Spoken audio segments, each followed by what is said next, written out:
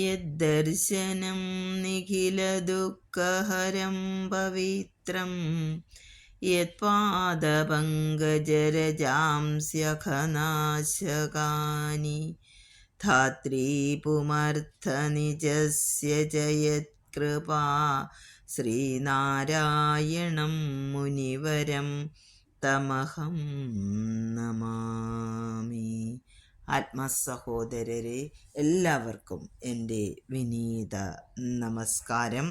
ഇന്ന് ശ്രീനാരായണ ഗുരുദേവനാൽ വിരചിതമായ സ്തോത്രകൃതിയായ വിനായക അഷ്ടകമാണ് നമ്മൾ ക്ലാസ്സിനായി എടുക്കുന്നത്. ഗണപതിയെ സ്തുതിച്ചുകൊണ്ടുള്ള കൃതിയാണിത്.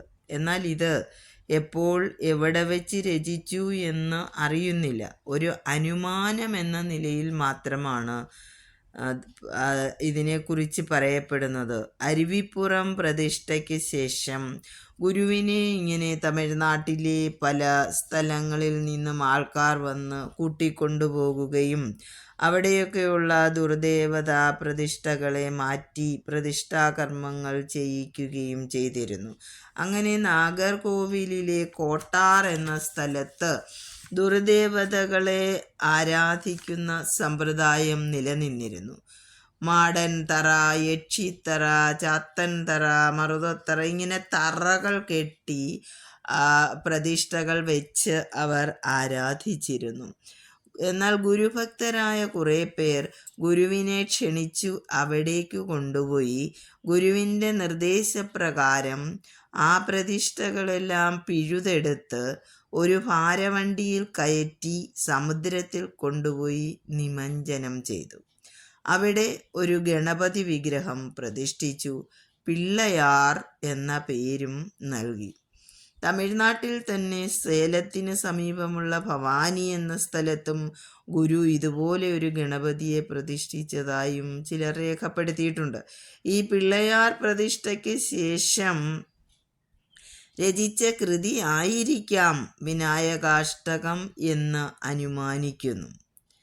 വിനായകൻ എന്ന വാക്കിന് വിനയിക്കുന്നവൻ, വിഘ്നങ്ങൾ നീക്കുന്നവൻ, പ്രബോധനം നൽകുന്നവൻ എന്നൊക്കെ അർത്ഥം. നമ്മുടെ ജീവിതത്തിൽ ഏതൊരു സംരംഭം തുടങ്ങുമ്പോഴും അത് ഭൗതികമായാലും ആത്മീയമായാലും തടസ്സങ്ങളുണ്ടാകും. അതിന് വിനായകനെ സ്തുതിച്ചു പാടി ജീവിത ലക്ഷ്യപ്രാപ്തിക്കുള്ള തടസ്സങ്ങൾ നമ്മൾ നീക്കണം. നമ്മുടെ അജ്ഞാനം ഏറ്റവും വലിയൊരു തടസ്സമാണ്. അത് നീക്കി ബോധസ്വരൂപത്തെ പ്രകാശിപ്പിക്കുന്ന ആളാണ് വിനായകൻ. ഒരു ജാതി, ഒരു മതം, ഒരു ദൈവം മനുഷ്യന് എന്ന മന്ത്രം ആവിഷ്കരിച്ച ഗുരു, നമ്മൾക്ക് കൃതികളൊക്കെ കാണാം. ശിവൻ, സുബ്രഹ്മണ്യൻ, ഗണപതി, ദേവി എന്നീ ദേവതാ സങ്കല്പങ്ങളെ സ്തുതിച്ചും ദർശിച്ചും ഒക്കെ കൃതികൾ രചിച്ചു. ആർഷഭാരത സംസ്കാരത്തിൽ നമുക്ക് ഏതു രൂപവും സങ്കല്പിച്ച് ആരാധിക്കാനുള്ള സ്വാതന്ത്ര്യമുണ്ട്. ഋഷിമാരുടെ ദർശനങ്ങൾ, അവരുടെ സങ്കല്പങ്ങൾ, അവരുടെ ഭാവനയിൽ കാണുന്ന രൂപങ്ങൾ, ഇത് ഭാഗവതത്തിലും അതുപോലെ തന്നെ ശ്രീകൃഷ്ണ കഥകളിലുമൊക്കെ നമുക്ക് ഇത് കാണാൻ സാധിക്കും. വില്വമംഗലം എന്ന സ്വാമി, ആ സ്വാമിയുടെ ഒരു സേവകൻ സ്വാമിയോട് ഒരിക്കൽ ചോദിച്ചു, അങ്ങ് ഈശ്വരനെ കണ്ടിട്ടുണ്ടോ സ്വാമി? സ്വാമി പറഞ്ഞു, ഉണ്ട്. അപ്പോൾ എനിക്കും ഒരു പ്രാവശ്യം ഒന്ന് കാട്ടിത്തരുമോ? അതിനെന്താ, നിനക്കും കാണാമല്ലോ. അങ്ങനെ പറഞ്ഞപ്പോൾ വളരെയധികം താല്പര്യത്തോടു കൂടി ഈ സേവകൻ ചോദിച്ചു, ഈശ്വരനെ കണ്ടാൽ എങ്ങനെ ഇരിക്കും സ്വാമി? അപ്പോൾ സ്വാമി നോക്കിയപ്പോൾ അതുവഴി ഒരു പോത്ത് കടന്നു വരുന്നതാണ് കണ്ടത്. അപ്പോൾ പരിഹാസഭാവത്തിൽ അതിനെ നോക്കിയിട്ട് സ്വാമി പറഞ്ഞു, ഇതുപോലെ ഇരിക്കും. എന്നാൽ തികഞ്ഞ ഭക്തൻ, ഈശ്വരനെ കാണണമെന്ന തീവ്ര ആഗ്രഹമുള്ള ആ ഭക്തൻ ആ രൂപത്തിൽ തന്നെ സങ്കല്പിച്ച് ഈശ്വരനെ ധ്യാനിച്ചു. അങ്ങനെ ഭഗവാൻ ഒരു പോത്തിൻ്റെ രൂപത്തിൽ ആ ഭക്തന് ദർശനം നൽകി എന്നൊക്കെ കഥകൾ നാം കേട്ടിട്ടുണ്ട്. അപ്പോൾ ഏത് രൂപത്തിലും ഏതിലും മിന്നുന്ന ആ സത്യസ്വരൂപത്തെ ഇവിടെ വിനായകനായി വർണ്ണിക്കുകയാണ് ഗുരു ചെയ്തിരിക്കുന്നത്. കാരണം ഏതു ദേവതയെ ആരാധിച്ചാലും അതെത്തിച്ചേരുന്നത് ഏകമായി നിൽക്കുന്ന ആ ഒന്നിൽ തന്നെയാണ്. ആ പരബ്രഹ്മം സ്ഥിതി ചെയ്യുന്നത് ദൈവദശകത്തിൽ ഗുരു പറഞ്ഞിട്ടുണ്ട് ഈ പരബ്രഹ്മത്തിൻ്റെ സ്ഥാനം എവിടെയാണെന്നും. അകവും പുറവും തിങ്ങും മഹിമാവാർന്ന നിൻപദം. നിന്റെ സ്ഥാനം എവിടെയാണ്? അകവും പുറവും തിങ്ങി വിങ്ങി നിറഞ്ഞു നിൽക്കുന്നു. സർവദിക്കിലും തിങ്ങി വിങ്ങി നിറഞ്ഞു നിൽക്കുന്ന ആ പരബ്രഹ്മം ഏത് രൂപത്തിലും ഏതിലും മിന്നും. ഒന്നാമത്തെ ശ്ലോകം. നമദേവവൃന്ദം ലസദ്വേദകന്ദം ശിരശ്രീമദിന്ദം ശ്രിതശ്രീമുകുന്ദം ബൃഹച്ചാരുതുന്ദം സ്തുതശ്രീസനന്ദം ജടാഹീന്ദ്രകുന്ദം ഭജേയഭീഷ്ടദം ദം. നമദേവവൃന്ദം, ദേവന്മാരാൽ നമിക്കപ്പെട്ടവൻ. ലസത് വേദകന്ധം, വേദങ്ങളുടെ മൂലമായിരിക്കുന്നത്. ശിരശ്രീമദിന്ദും, ശിരസിൽ ഐശ്വര്യമുള്ള ചന്ദ്രക്കല ധരിച്ചിരിക്കുന്നവനെ. ശ്രിതശ്രീമുകുന്ദം, ലക്ഷ്മി സമേതനായ വിഷ്ണുവിനാൽ സേവിതനായവൻ. ബൃഹച്ചാരുശുണ്ഡം, വലുതും മനോഹരവുമായ കുടവയറോടുകൂടിയവൻ. സ്തുതശ്രീസനന്ദം, ശ്രീസനന്ദനാൽ സ്തുതിക്കപ്പെടുന്നവൻ. ജടാഹീന്ദ്രകുന്ദം, സർപ്പശ്രേഷ്ഠനെ കുരുക്കുത്തി മുല്ല പൂമാല പോലെ ജടയിൽ ധരിച്ചിട്ടുള്ളവൻ. അഹീന്ദ്രൻ, അഹിമാരുടെ ഇന്ദ്രൻ, പാമ്പിൽ ശ്രേഷ്ഠൻ ആയവനെ തലയിലിങ്ങനെ ധരിച്ചിരിക്കുന്നവൻ. ഭജേ അഭീഷ്ടദം ദം, എല്ലാ അഭീഷ്ടങ്ങളെയും ദാനമായി നൽകുന്നവനെ ഞാൻ ഭജിക്കുന്നു. ഇവിടെ ദേവന്മാർ എന്നത് നമ്മുടെ ഇന്ദ്രിയങ്ങളാണ്. ആ ഇന്ദ്രിയങ്ങളാൽ നമിക്കപ്പെട്ട് നമ്മുടെ ഉള്ളിൽ വസിക്കുന്ന പരമാത്മാവ്, നാം തേടുന്ന ആ പരമ്പൊരുൾ എവിടെയാണ്?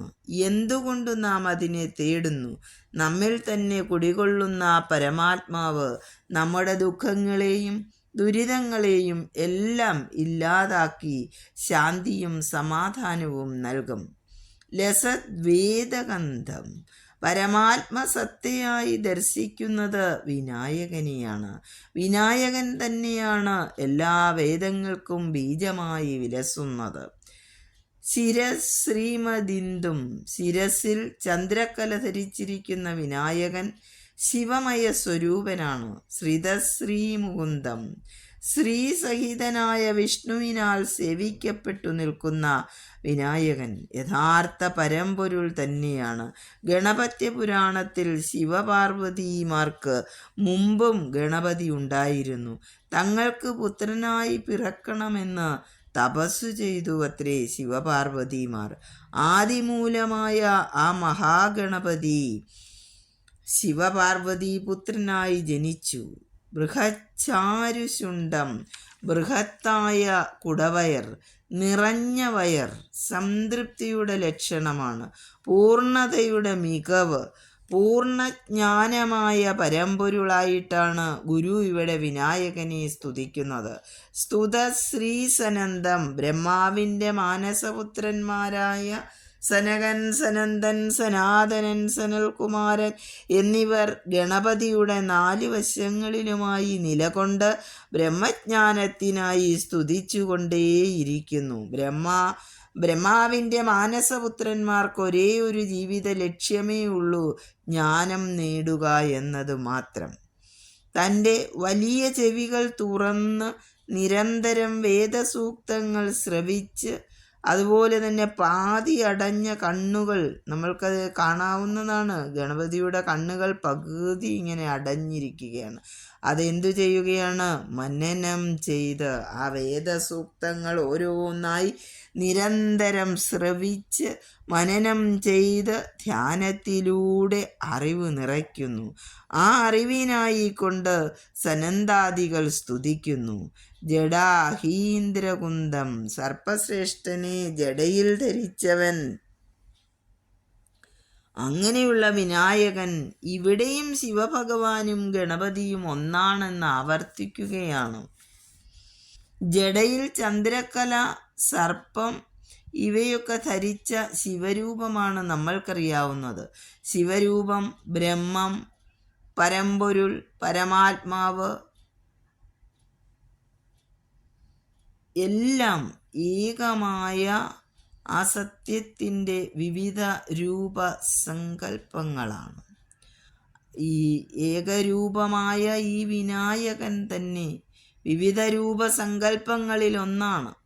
അങ്ങനെ ഭക്തരുടെ അഭീഷ്ടങ്ങളെ, ജീവിത വീതിയിലുള്ള തടസ്സങ്ങളെ എല്ലാം നീക്കി ആദി മൂലം ആദി പൂജ എല്ലാം നമ്മൾ ഗണപതിക്കാണ് ചെയ്യുന്നത്.